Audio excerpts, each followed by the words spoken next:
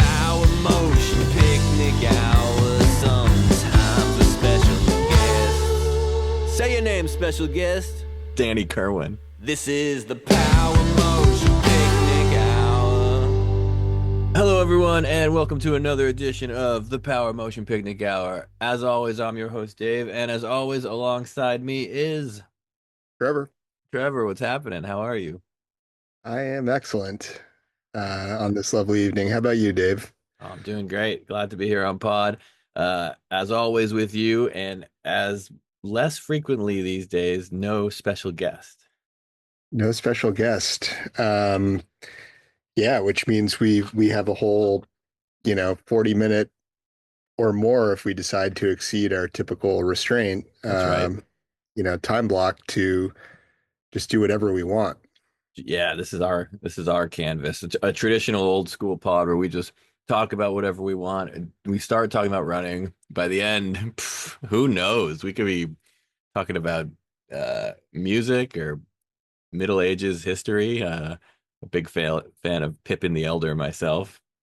Yep. That's Yep. one of my favorite, the early Gallic kings. Yeah. Well, you read that Power of Thrones, right? Yeah, Or the Dan Jones book. maybe Yeah, I read Power and it. Kings, or what was it? I read some 1,000-page history of the Middle Ages that Dan Jones wrote. It was pretty great, Nice. but it's so fast. It's like 1,000 years of history and like 1,000 pages. So it's it's hard to take it all in. I learned about probably some overlapping with that time period by watching the show Vikings and then listening to a two-part 9-hour podcast, history podcast about sort of that same time period. And the interesting thing about the Vikings is they didn't have a lot of like written history, so a lot of it were these crazy like oral, like sort of like legends, like half mythical, half true. And so like some of the historical like details are just quite muddied. So do we know? Did they run? We think they ran. We think the Vikings ran. Yeah. As far as we can tell, they like to sail, Okay. Yeah. which is decidedly not running. But when they would land, they would run while doing their masquerading or conquesting, or what was it called? Pillaging. They'd go out pillaging. What I remember about the Vikings from that book is they were particularly vicious. They were one of the worst in that regard. I think it'd be a toss up between them and the Mongols. And but the other thing I remember is that I think they ended up just like assimilating into Europe and becoming Christians, like mixing with the local tribes and then just like ceasing to exist, basically. Yeah, both show and podcast had some aspects of that sort of assimilation. Yeah. Okay, so some running involved for sure. Some running, definitely some running during pillaging. Yeah. And the interesting thing that I learned from this podcast is like this podcast sort of hypothesized that the Vikings' real edge was that like their religion was about like doing glorious things in battle. Cool. And you go do these like amazing things, and then you go hang with the gods in the in the halls, the great halls. Doesn't necessarily jive with our contemporary morals and values, but I guess that as was the style at the time. Every day you strap on the running shoes, you go to battle, you run against your opponent for a bit, and then you hang out in the hall afterwards and like drink mead or whatever. When we finish a New York Roadrunners race, they usually give us an apple and a bag of pretzels. But if it's a longer race, they hand out like an apple and like a bagel. That's a good one. Yeah, but the race isn't usually long enough that I feel like I need a bagel. Like it's like a 10K. I don't need to like immediately just down a bagel, dry bagel. Got to replenish those carbs. Yeah, the apple's great. Yeah, apple's a great one. Um, well, yeah, I was gonna ask if we wanted to just sort of do some week in meandering or podcast segment about meandering around whatever topic, or if we should jump right into some. I don't know if you brought any like ideas or topics to talk about. I thought it would be nice if we opened the podcast by talking about the Vikings. So now that we got that out of the way, I didn't have any other ideas. I thought we'd talk gear a little bit. Oh yeah, we did promise to hop on over to the gear shed. So yeah, why don't we definitely start there? I mean, we know that there's no special guest and there's no song of the week.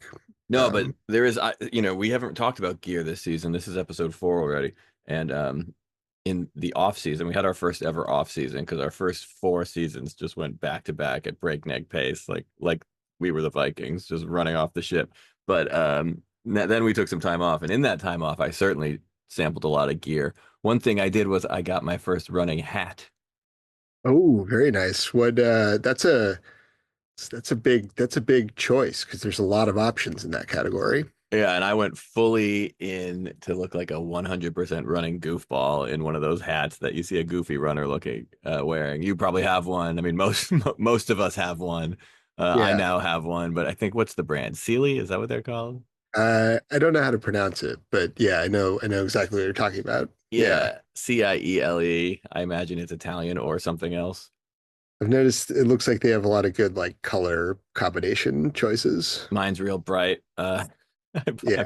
I picked it up when I had to do a 4 mile race in the rain, and yeah, it was fine. I enjoy that style of lightweight hat, foldable. You can like pocket it, Yeah, even the brim's like, whatever. It's like a flimsy little brim in front, but yeah. I do enjoy running in that. You can dunk it when you're on the trail. You can dunk it in the stream and then like splash it over your head, which is really nice Oh, that's a nice idea. Yeah, we don't that didn't come up in Central Park. on your 10K in Central Park. And it wasn't a 10K. I think it was 4 miles that one. And it, Okay. it it was raining and we had water tables.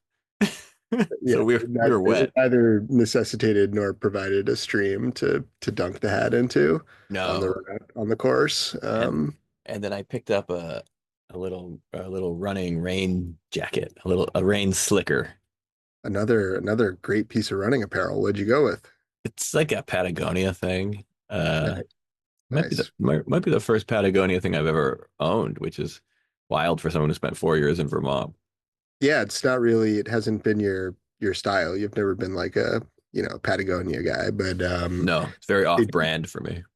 they do make high quality, gear that's good for things like running in the rain. It seemed really practical. Yeah, And so I went with it. And it was also what they had. They had like 2 things in the store. So it's a good choice. I have quite a bit of Patagonia, and like I don't remember any Patagonia that's like fallen apart from use, and I have stuff that's like really old. yeah.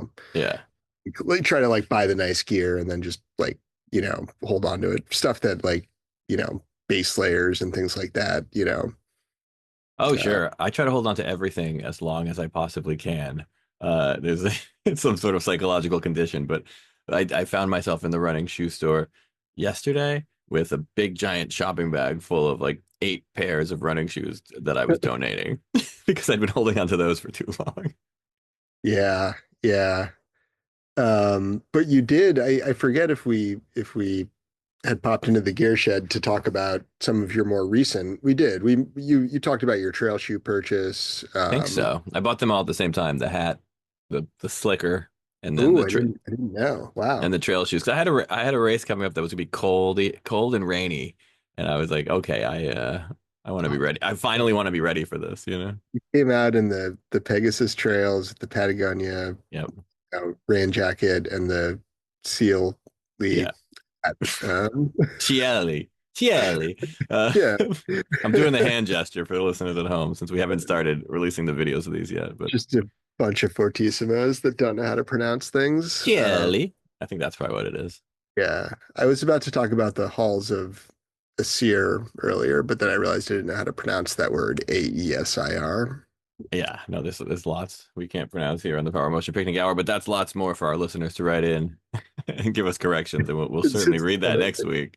I imagine it's one of the joys of being a knowledgeable listener, more knowledgeable than us about many topics. Yeah, And we're showing off a bit this week how unknowledgeable we are. yeah, yeah, Being just rather boastful. serving it up for the fact checkers. Yeah. Well, I'm trying to think. So in terms of my gear shed, the thing about not like running as much as I used to as regularly is I've just been running in the same basically four pairs, which is still a lot of shoes. That's a lot of shoes. Let me think about that if they're all still active. I have Hoka Challenger 7s and the Asics Trabuco Max 3s that we pulled out of the gear shed Yeah. sort of towards the end of season 4. And then for the road, I've got the Mach 6s, and those are probably the three that I'd run in like All now. right. But I'm still hanging on to an old pair of Mach 5s that probably should have been in your bag, should have Yeah. been there. Um, and then two pairs, the old Challenger 6s and some Solomon Ultra Glide 2s that are now gardening shoes. That's an important, step in the life of a running shoe when it becomes something else. Yeah. I wish I had your other shoes when I walked into the Fleet Feet on 14th Street.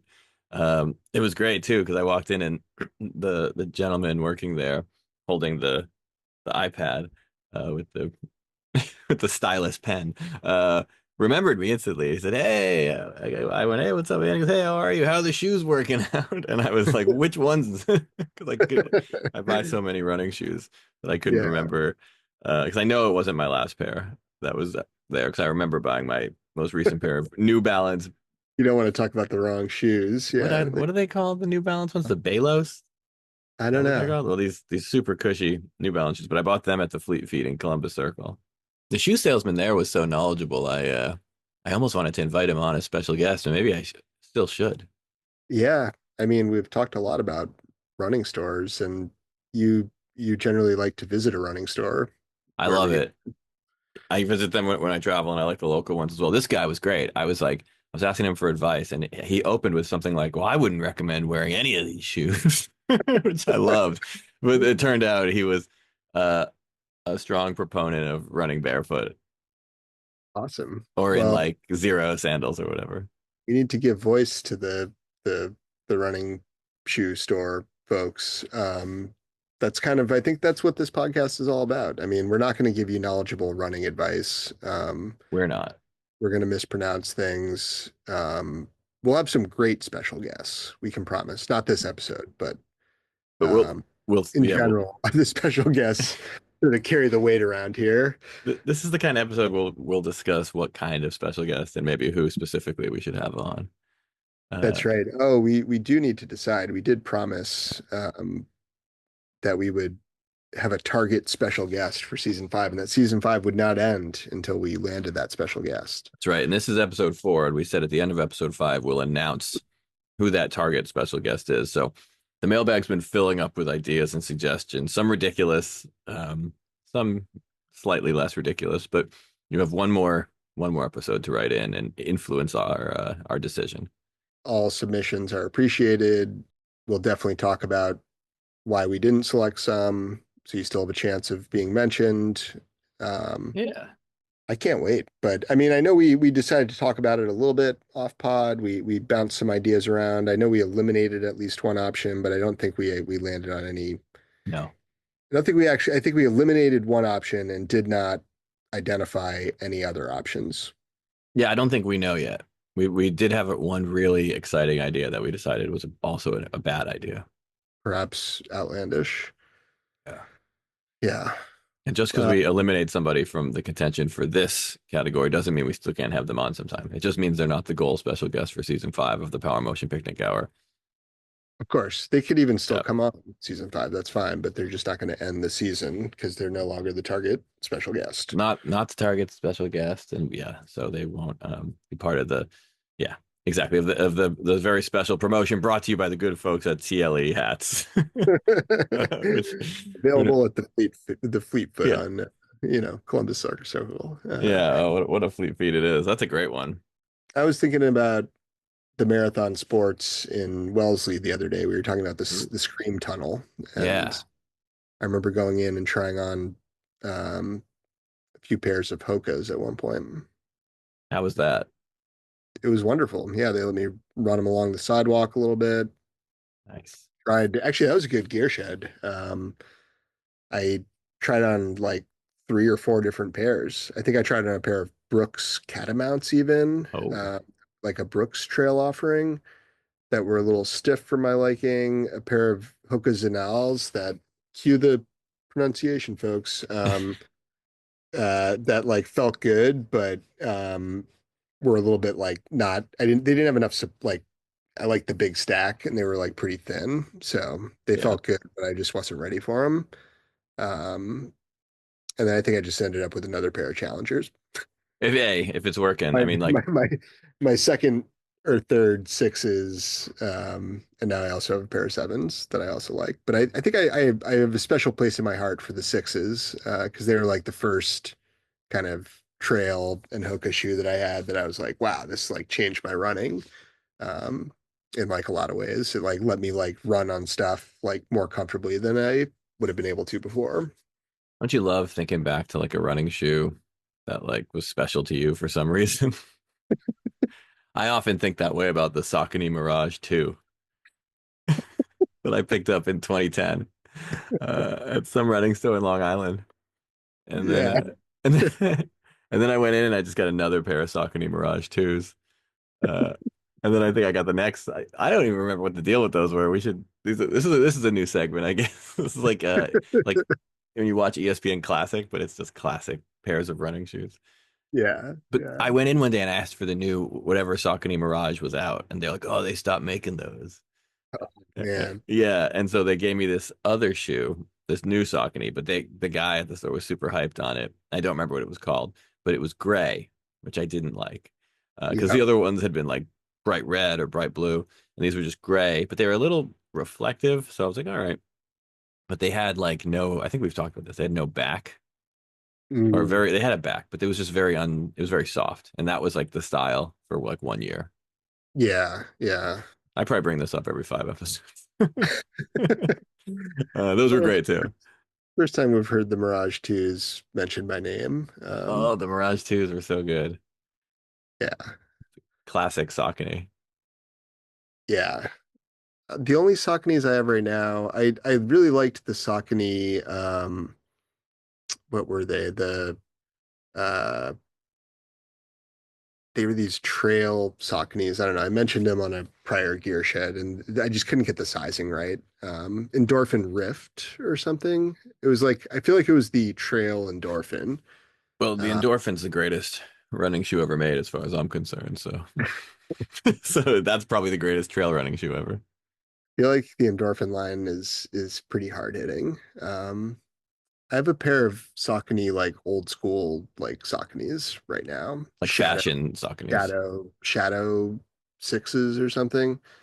Like those are the Yeah, ones they're you like wear to like the fashion like classic Saucony classic or whatever. look like something John McVie would wear during the Fleetwood Mac recording of Tusk.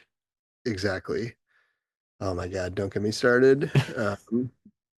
Sometimes in between episodes and while listening to like music podcasts and stuff, I think about how like the Power Motion Picnic Hour eventually just devolves to like Tusk like running song of the week, and we have Yeah, just 20 weeks talking about each song on Tusk and why it runs. but yeah, we it's not a Fleetwood Mac running podcast. It's a Tusk running podcast. Which one should we do this week? Should we do what's the I mean I'm a big fan of the Lindsey Buckingham songs from that Oh album. yeah, yeah, yeah. We could do an impromptu song of the week. We did that once before. That's when we talked about the Meat Puppets to close out season four. That's true. I'm trying to remember the name of the Lindsey song I'm thinking of, so I'm actually gonna look it up right now. I know we don't like to do that. I know I'm not wrong. Do you know that one? No, but the one I was thinking of, what makes me think you're the one. Oh yeah, yeah, where That's he's what like banging on it's yeah, there's some No, I think serious. you're thinking of The Ledge, I think. No, I know all these songs. I You know know all them these all. songs quite well. Oh, Yeah, okay, never mind. I You know them know. better than me. Yeah. You think you're the one. Hmm. That's the ticket. Yeah. Doo-doo-doo-doo. He sings Yeah. the hell out of that one. Oh yeah. What makes you think you're the one who can laugh without crying? What makes you think you're the one who can live without dying? Come a little bit, is there to see? He had like all kinds of ideas around that time that he like wanted Fleetwood Mac to be more like sort of new wave and like sort Yeah. of like the post-punk like stuff that was starting to come out. And so they were, you know, taking a lot of cocaine with a massive budget and like, and he was like trying to record on like concrete floors and like crazy Yeah. shit. He doesn't sound, his songs don't sound like Fleetwood Mac songs on that album. Now, um, and eventually, I mean, we know there was tension throughout, but I feel like he did push the band quite a bit. He like, you know, and It's his great. guitar playing was just impeccable. Like it was just, Yeah. so tight. He rules, I'd like to say. There's also not one thing that a Fleetwood Mac song is supposed to sound like because they've Right. sounded so different over the years. And the triple harmonies, the fact that he can fold right in, like sometimes I can't pick out whether it's Lindsay or Christine McVie singing like a certain harmony, like Beautiful. just one of the gals. Do we think any of them run? Oh, I think they all run. I know Everyone runs? I know they all run. Who do you think's the fastest member of Fleetwood Mac? Oh, Every I thought you were member. talking, Oh, we're I not mean, talking about songs on Tusk. Now no, we're the talking songs do. They about definitely run to listen to. I agree. yeah. Do we think the members run? Uh I could see Yeah. Lindsay. I'd say Lindsay would probably be the runner in my mind. I don't know Hmm. that. I don't know the answer to that. Shame on me Who the fastest? Or if he runs? if any of them run.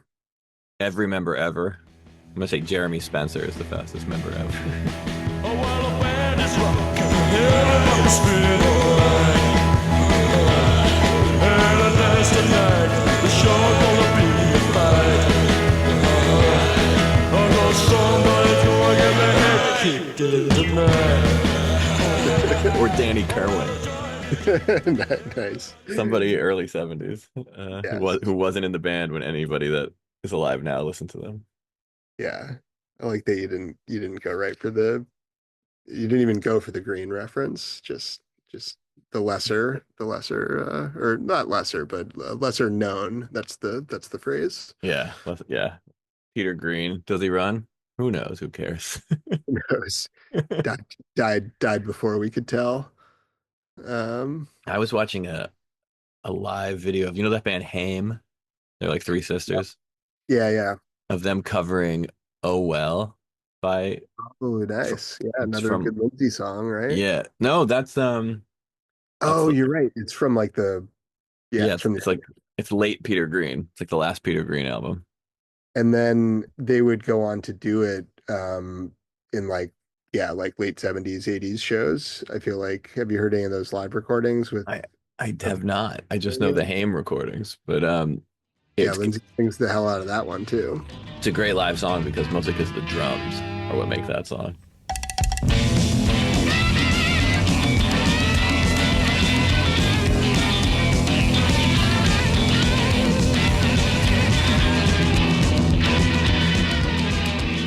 Are we gonna start slicing Tusk songs into this episode? I'm putting in "Oh Well" and "What Makes You Think You're the One" for sure. Yeah, you've got the track list up. It's either I'm not wrong. I think it's I'm not wrong or something like that. I know I'm not wrong. And I know I'm not wrong. I did say it right the first time. So So that one, yeah, that's a good one. I'll put that one on. It's a long album. I don't usually make it that far in. I usually make it about halfway and leave the room. So another good Lindsay song. And at the end, I feel like Christine McVie's keys really just shine. And there's some early like demo versions of it where Lindsay's like singing what would eventually become the like the organ part or whatever, the keys part, and she just nails it so beautifully. Lips were wet, her eyes look sad. The dreams of a lifetime, yeah, gone. We're putting three Fleetwood Mac songs into this episode. No one please name another one. Up there. I do because I do have some other segments, I believe. Well, let's do it because we're going to run out of time if we don't. All right, let's see. Well, I've got a big, I guess I'll just go right to the big week in running update, which was an update on the young apprentice in his early track career. We went up to Gordon College in Wenham, Mass yesterday. Cool. And it was, and like, didn't really know what we were getting into, but it was a USATF, like New England, like, something or other meet. U.S. alcohol, tobacco, and firearms. um, yeah, exactly. USA Track and Field. Oh, yeah. Quite a serious organization, if you've ever encountered them. Oh, I feel no. like, they do all the high school stuff and whatever. I feel like they do, like, they're like the governing body, right? Okay, yeah. And I remember like several years ago, we rolled into, this was like when Young Apprentice was like in a backpack, like, baby, and they almost didn't let Baby us apprentice. walk the neighborhood 5K because it was like an official USATF event. They're like, you can't like carry like apparatus like that. And I was like, You're like, what did you call my son? so yeah, that's like a flavor. But anyway, it was a big. I'll save any like opinion about USATF for a later episode, perhaps. Uh, the event itself was massive. There were like hundreds of kids, ages like 8 through high school, um, all like like a bunch of these clubs from all over the place, Providence, Rochester, like just all over, sort of the Northeast. Um, and they did like every event. They had a whole field section. They did Nice. steeplechase. They did Every event. By every event, you mean even pole vault? I mean, pole vault. They were throwing javelin. Wow. Javelins. They have hammer throw? I don't know about hammer throw. We didn't They have were, we didn't have hammer, javelin, or pole vault in high school. they were doing field before we got there because we Okay. showed up for the running. Gotcha. Young apprentice again in the wheelchair division, ages 8, 9 to 10. So Getting fast at that age. yeah. So, and the funny thing was, or like the interesting thing, I guess, was they just line up all the racers together, right? So Yeah. he was racing in the sixth heat of the 100 boys, 9 to 10, like just lined up against, and he was the only, for the record, he was the only out of these hundreds of racers, the only wheelchair, like Oh, wow. para athlete. So he lines up to the 100 and needed 34 seconds to qualify for like the national level, and Huh? he clocked in at a 33.38. Whoa. Wait, what Yeah, distance was it? 100. Wow. Yeah, 33.38. Um, so like Congratulations. That's amazing. that was awesome. But then he ran the 800, Oh, geez. which is cool because like in a lot of the like the wheelchair races, you're supposed to stay in the lane for like anything up to 400, but the 800 becomes free for all. So like Oh, you wow. only usually have to do the first turn in the lane, and then you can just like go to the inside. Mhm. Um, which actually like makes it a lot easier because a big part of it is like the turns and stuff and trying to just push as much as you can without messing with the steering. Um, so anyway, he's doing the 800 and with like they do a lot of that at the high school level too, where they'll just like mix because that's like, okay, this is the event, like, and Yeah. everybody's just gonna run it.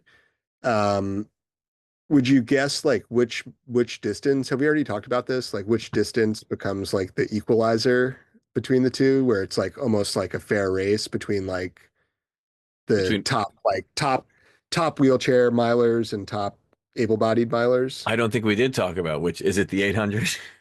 No, no. Yeah, is it I don't know. What is it? Well, you know that like wheelchair racers like crush the marathon, right? Yeah, They're they do it like, in like Marcel does it in like an hour 10 or something, right? yeah, like basically Yeah. like half, like yeah, Half the time, yeah. yeah. It's 1 mile. 1 mile is like Oh. most like competitive. You get up to 2 mile, and the wheelchair racers will be They take off. faster, but under because it takes it's obvious, right? Long like harder and longer to accelerate, but at top speed, like more efficient and Yeah. higher top speed and all that. Um, but anyway, I don't know. That's a tangent. It's a pretty good tangent though. Yeah, a little in depth. Because wheelchair racing's super cool. It's like a whole thing. But anyway, so he does the 800. Good news, did not get lapped, which was like our initial, Oh, because like yeah. these are like the top like you know. But honestly, I think that's us. Like he doesn't really care about that. He's just like out there racing his race, which is Yeah. awesome. It's how you're supposed to do it. Yeah, it's a good reminder for the parents.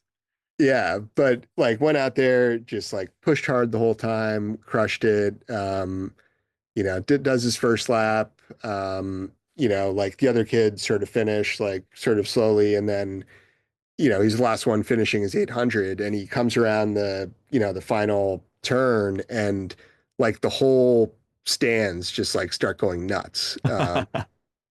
And like everybody's cheering him on, like hundreds, and like again, it's this massive event, Yeah. like probably bigger than any sporting event I've ever, like a bigger crowd than I've ever played any sport in front of. Like It's the biggest crowd they've ever seen in Wenham. it's like a massive crowd, Yeah. and people start cheering, and like uh it was just like really touching. Like, I like cried a little bit, Oh, like that's because beautiful. it was like very genuine. Like people were like cheering for like, the sport, right? They were like cheering the performance, it Yeah. wasn't like it wasn't like, oh, like look at that kid. It was like you could feel it was genuine. And then like afterwards, I don't know, like this one coach of one of the elite teams came up and was like, are you the guy that like did the 800? And Ben's like, yeah. And he was like, oh man, like that was so cool. So like, yeah, it was just like a really awesome, Well, that's awesome. moment in, you know, running and parenting. Yeah, the crossover. It's nice when it happens. Section. Yeah. Wait, so Uh, you said he need wait, sorry, to go back to the 100, although we didn't get what the time was in the 8, but he needed 34 seconds to qualify, right? And he got 33. for the nationals. So we might we So might you're go going to to the Nationals. we might go to Grand Rapids in July to do the nationals, Nice. Oh, that's which I awesome. think would just be tons of fun and awesome and like a cool experience. Yeah. You know, it's like kind of like if you qualify for the Boston Marathon, Hmm.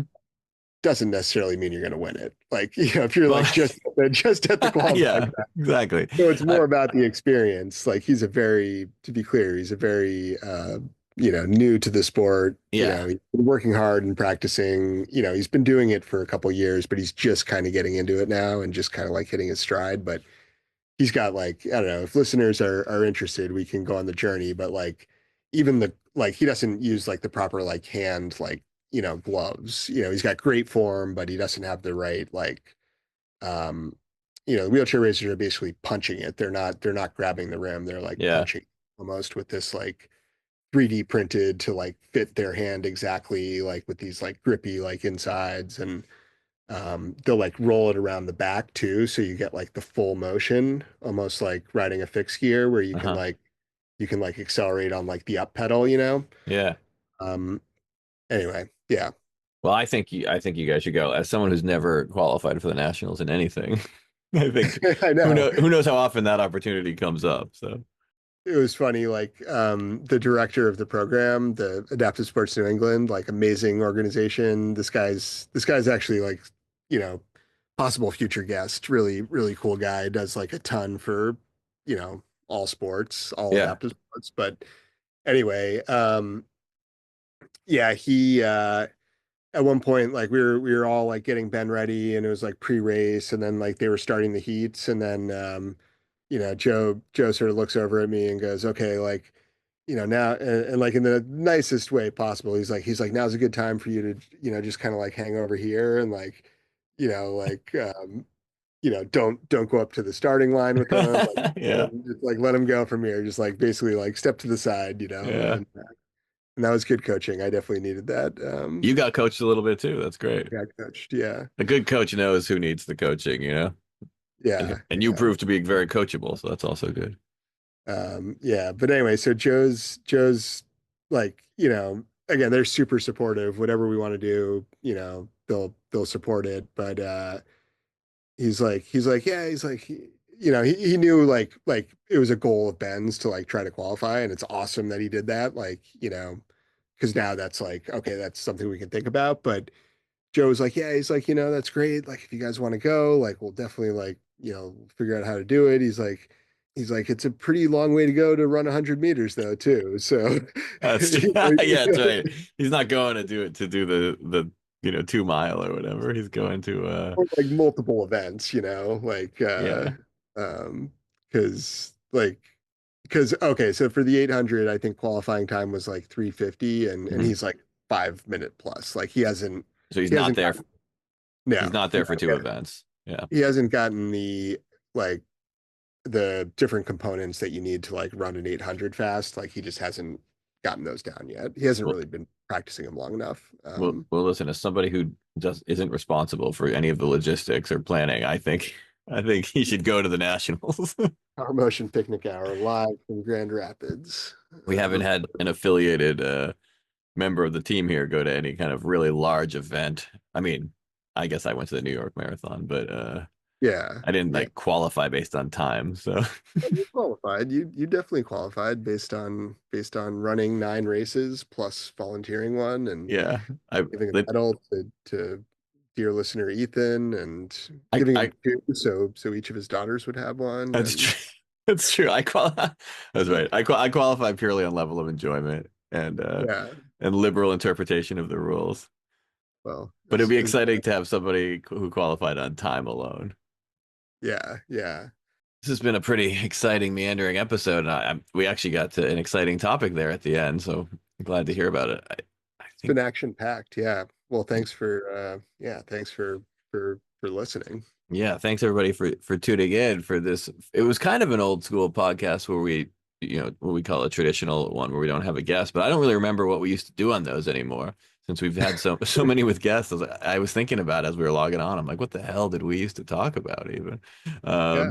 Yeah. Because now it's always, here's so and so from wherever who just ran 400 miles or runs this very magical program or whatever, likes to run in the woods. But this is also enjoyable as well. I hope everyone liked it. Please tune in next week. We're going to find out who the season 5 goal special guest is, brought to you by Ciele hats. And until next time. Onward.